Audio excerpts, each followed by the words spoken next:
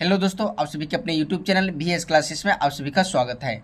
दोस्तों, मैं हूं ऋषिकेश कुमार। दोस्तों, आज की इस वीडियो सेशन में हम बात करेंगे क्लास 6 का हिंदी चैप्टर 4, जिसका नाम है हार के जीत। जी हाँ दोस्तों, हार के जीत एक कहानी है और इस कहानी के जो लेखक थे जिसका नाम था सुदर्शन।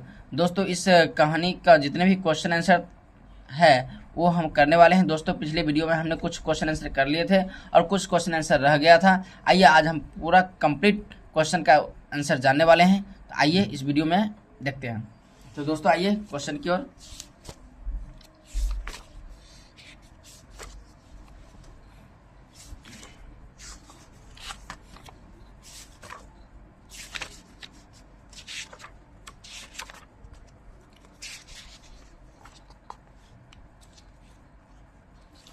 दोस्तों, यही आपका चैप्टर है हार की जीत। और हार की जीत में हम कुछ क्वेश्चन कर लिए थे और कुछ क्वेश्चन बच गया था। आइए आज हम उसको देखते हैं।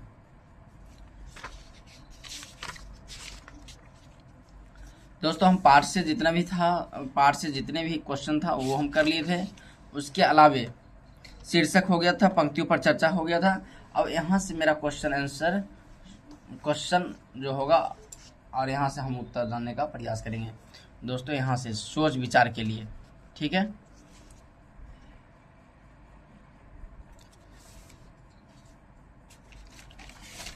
देखिए दोस्तों, क्या कह रहा है सोच विचार के लिए।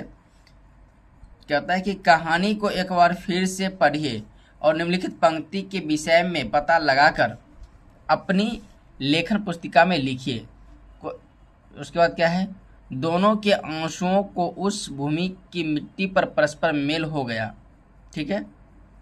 अब कौन नंबर क्या कह रहा है, किस किस के आंसुओं का मेल हो गया था। अब इसके बारे में लिखिए। तो आइए हम देखते हैं इसका उत्तर क्या होगा। तो देखिए दोस्तों, इसका सही उत्तर क्या हो जाएगा। सोच विचार के लिए क्वेश्चन नंबर का उत्तर कहता है, इस वाक्य में दोनों के आंसुओं का मेल हुआ था, मतलब बाबा भारती और डाकू खड़ग सिंह के। यही इसका क्या हो जाएगा, सही उत्तर हो जाएगा। दूसरा प्रश्न क्या है, कहता है दोनों के आंसुओं में क्या अंतर था। तो दोनों के आंसुओं में क्या अंतर था, तो आइए हम इसका भी देखते हैं। अब देखिए ख नंबर का जो उत्तर होगा, कहता है दोनों के आंसुओं में अंतर था। बाबा भारती के आंसू उनके खोए हुए प्रिय घोड़े के वापस मिलने की खुशी के आंसू थे, जबकि खड़ग सिंह के आंसू पश्चाताप और आत्मबोध के आंसू थे। तो दोस्तों, यही इसका क्या हो जाएगा, सही उत्तर हो जाएगा। आप चाहे तो इसका स्क्रीनशॉट ले सकते हैं और आप अपने कॉपी में अच्छे हैंड राइटिंग में इस क्वेश्चन का उत्तर कीजिएगा। आइए आगे की क्वेश्चन को हम देखते हैं। दोस्तों, आगे की जो मेरा क्वेश्चन है वो है दिनचर्या। क्या है, दिनचर्या। अगला दोस्तों क्या है, दिनचर्या। दिनचर्या में कौन नंबर क्वेश्चन क्या कहता है, कहानी पढ़कर आप बाबा भारती के जीवन के विषय में बहुत कुछ जान चुके हैं। अब आप कहानी के आधार पर बाबा भारती की दिनचर्या लिखिए। वे सुबह उठने से लेकर रात को सोने तक क्या क्या करते होंगे लिखिए। इस कामों में आप थोड़ा बहुत अपनी कल्पना का सहारा भी ले सकते हैं। तो दोस्तों, ये बहुत ही अच्छा क्वेश्चन है। और हम जब इस कहानी को पढ़ रहे थे तो बाबा भारती जो थे उनके बारे में हम जानते थे क्या, वो घोड़ा के प्रति, जो घोड़ा था उनका, उसके प्रति वो बहुत क्या थे, दीवाने थे घोड़ा के लिए। ठीक है। और अपनी घोड़ा की वर्चस्व और घोड़ा की तारीफ सुनना उनके लिए बहुत ही आनंददायक हुआ करता था ना। तो हम देखे थे कि वो घोड़ा को क्या करते थे, एकदम बड़ी ही, मैंने कोई उसके घोड़े के बारे में, उनके घोड़े के बारे में कोई अगर बोलता था तो बाबा भारती को बहुत ही खुशी मिलता था। तो वही क्वेश्चन कह रहा है कि उनके दिनचर्या क्या था और सुबह उठने से लेकर रात सोने तक वह क्या करते होंगे, और इसके बारे में आप क्या कीजिए, लिखिए। आइए इनके दिनचर्या के बारे में लिखते हैं। देखिए, कहता है कि बाबा भारती की दिनचर्या निम्नलिखित हो सकती है। अब पहला देखिए, सुबह जल्दी उठना और ठंडे जल से स्नान करना। ये क्या था, बाबा भारती का दिनचर्या था। अगला क्या है, भगवान की पूजा और भजन कीर्तन करना। ठीक है। तीसरा है, अपने घोड़े सुल्तान की देखभाल करना, उसे दाना देना और उसकी सफाई करना। तो दोस्तों, ये सब हम पॉइंट में लिख दिए हैं, आप भी लिख लीजिएगा। ठीक है। अगला क्या है, रात को घोड़े की देखभाल के बाद सोने जाना। ये हो गया और कुछ इधर भी है, नहीं हो गया, इतना ही है। अब आइए ख नंबर क्वेश्चन क्या कहता है, अब आप अपनी दिनचर्या भी लिखिए। अब कहता है कि अगर आप बाबा भारती के बारे में लिखे हैं तो आप अपने बारे में भी दिनचर्या लिखिए, आप मैंने क्या करते हैं। तो दोस्तों हम आप लोगों के लिए लिखे हैं, आप जो मेरी दिनचर्या है, मेरी नहीं आप लोगों की दिनचर्या होगा, इससे मेरा भी हो सकता है, ज़रूरी नहीं है कि आप लोगों की होगा। तो हम क्या लिखे हैं, मेरी दिनचर्या, तो हम ये थोड़ा स्टाइल में लिख दिए हैं तो आप समझ जाइएगा, ठीक है।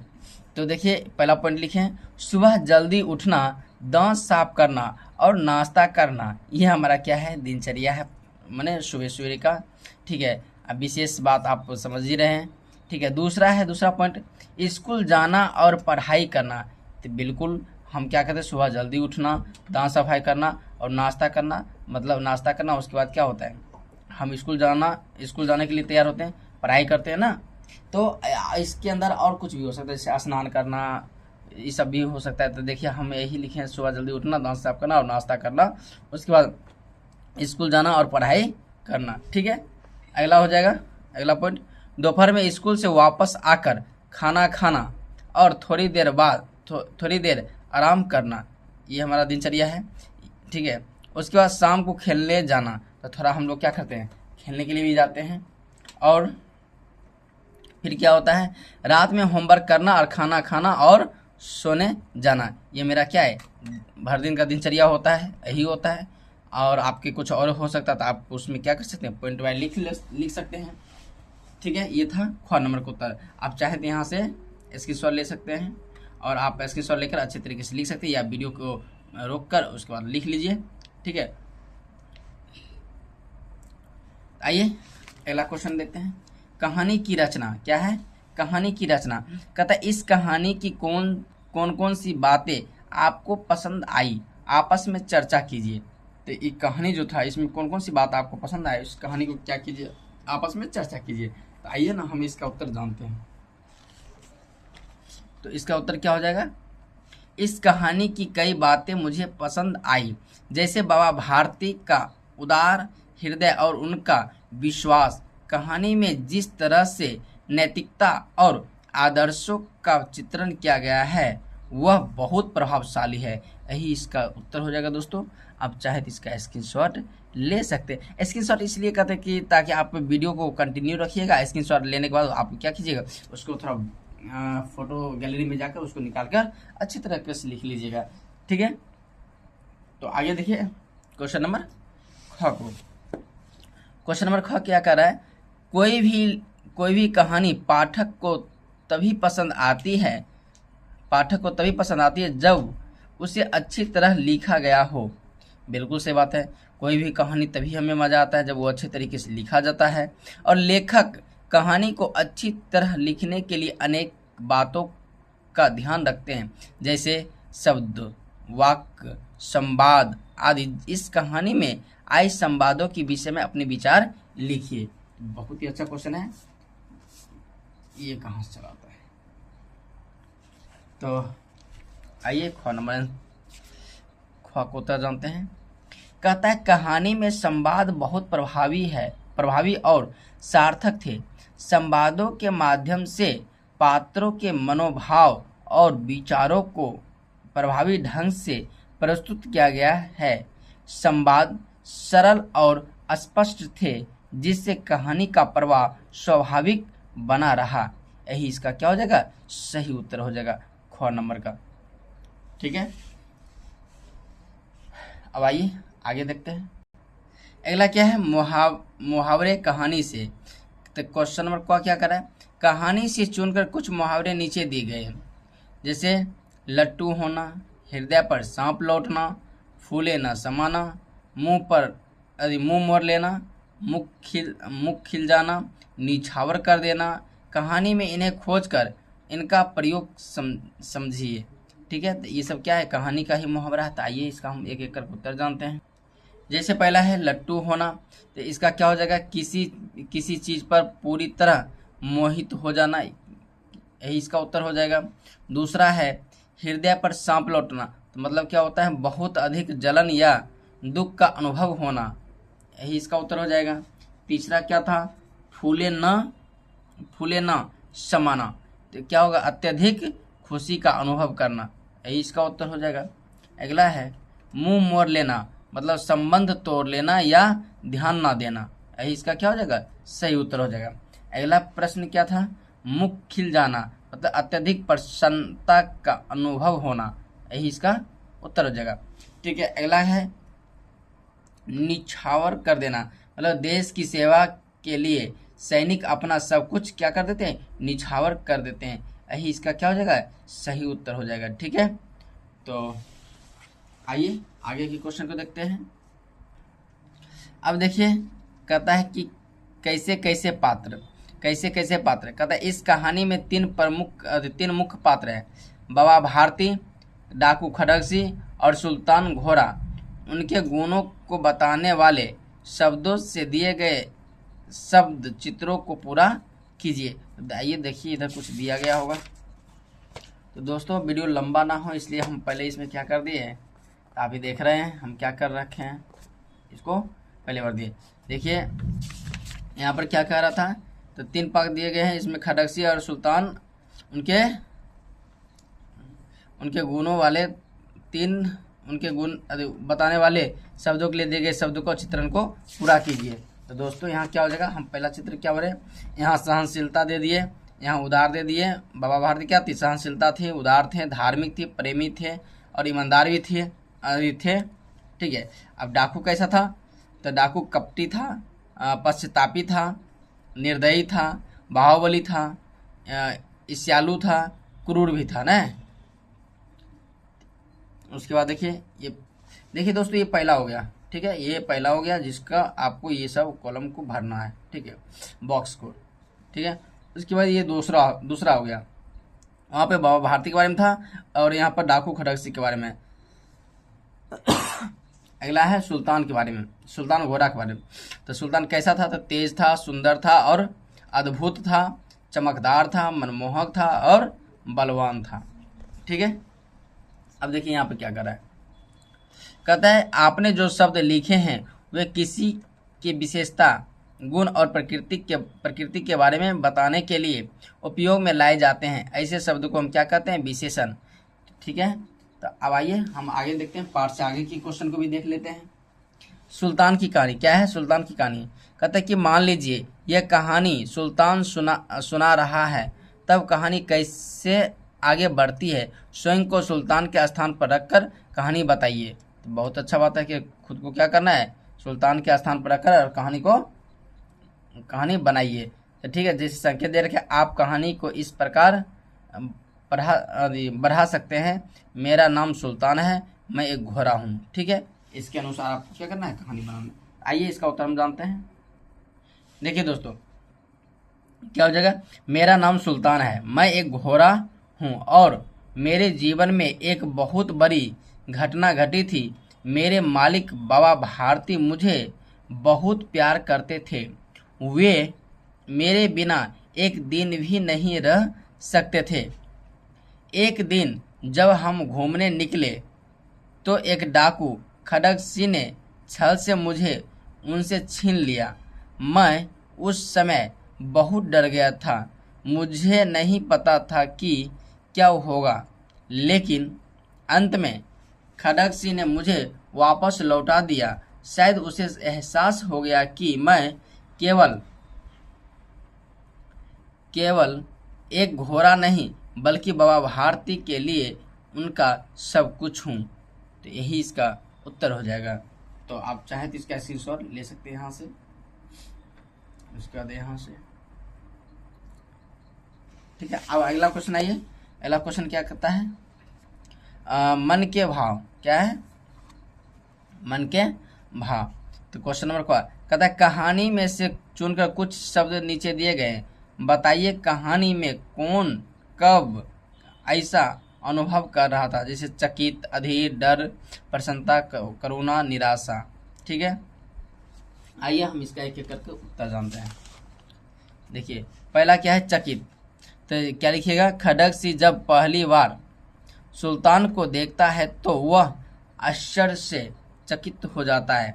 दूसरा क्या लिखिएगा इसमें आगे, बाबा भारती जब चकित हो जाते हैं तब वे देखते हैं कि अपाहिज व्यक्ति घोड़े को लेकर भाग रहा है। अच्छा, आपको दिखाई नहीं दे रहा था, चलिए देखिए हम यही बात को पढ़े थे, ठीक है।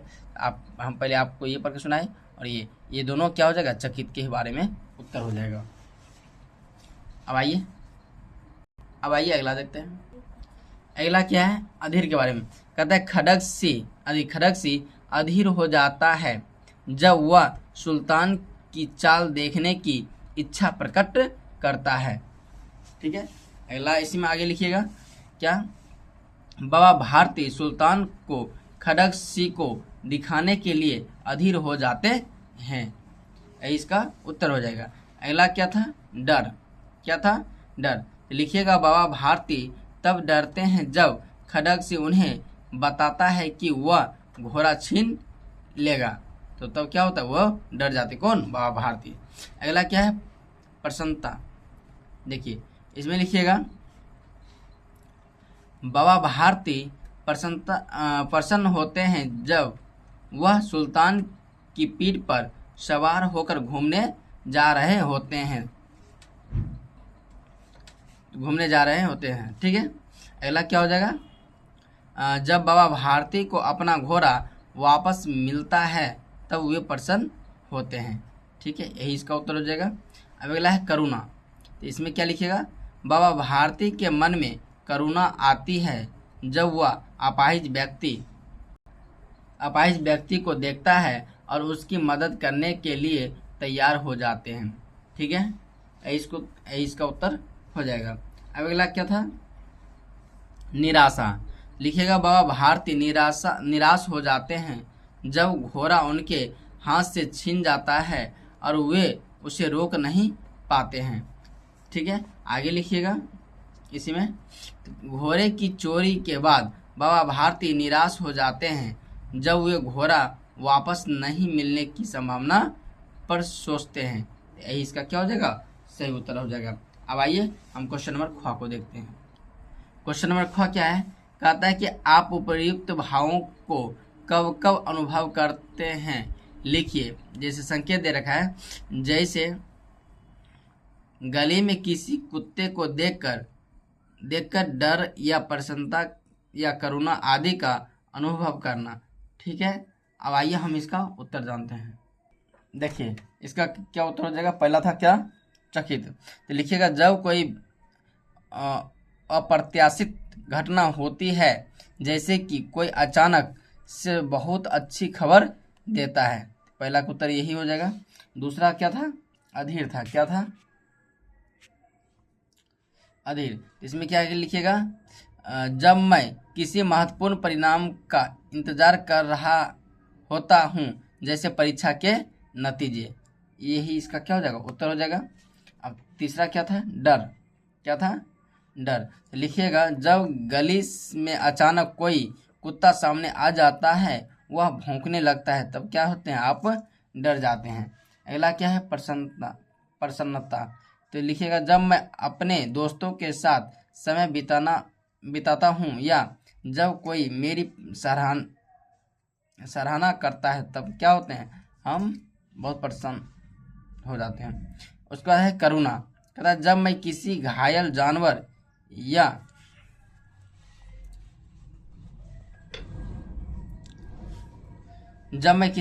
जानवर या जरूरतमंद व्यक्ति को देखता हूँ तब मुझे करुणा महसूस होती है, इसका क्या हो जाएगा, सही उत्तर हो जाएगा। अगला है निराशा, कहता है जब मेरी कड़ी मेहनत के बावजूद भी मैं किसी प्रतियोगिता में सफल नहीं पाता हूँ, तब निराशा महसूस होती है, ठीक है, इसका उत्तर था।